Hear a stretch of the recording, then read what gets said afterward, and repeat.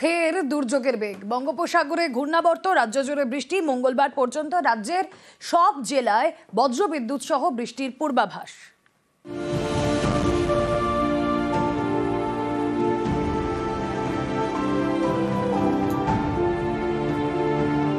শ্রাবণ মাস শেষ, কিন্তু বৃষ্টি শেষ হওয়ার নাম নেই। ফের দুর্যোগের মেঘ। ভাদ্র মাসেও বৃষ্টি, রাজ্য জুড়ে বৃষ্টির পূর্বাভাস। মঙ্গলবার পর্যন্ত বৃষ্টি চলবে। দক্ষিণবঙ্গের প্রত্যেক দিন প্রত্যেক জেলাতেই অধিকাংশ স্থানে হালকা থেকে মাঝারি বৃষ্টিপাত থাকবে। থান্ডারস্টর্ম, গাস্টি উইন্ড, ঘন্টায় 30 থেকে 40 কিলোমিটার গতিবেগে ভারী থেকে অতি ভারী বৃষ্টির সম্ভাবনা রয়েছে। এবং উত্তরবঙ্গের ক্ষেত্রেও একদিন বাদ দিয়ে প্রত্যেক দিনই উত্তরবঙ্গের জেলাগুলোতে অধিকাংশ স্থানে হালকা মাঝারি বৃষ্টিপাত হওয়ার সম্ভাবনা আছে।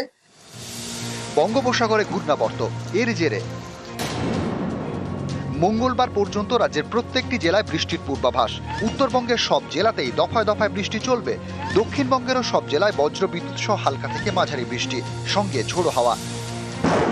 শুক্রবার কলকাতা, হাওড়া, হুগলি, উত্তর এবং দক্ষিণ 24 পরগনা ও 2 মেদিনীপুরে ভারী বৃষ্টির পূর্বাভাস। শনিবার ঘূর্ণাবর্ত পরিণত হতে পারে নিম্নচাপে। শনিবার পর্যন্ত মৎস্যজীবীদের সমুদ্রে যেতে নিষেধাজ্ঞা।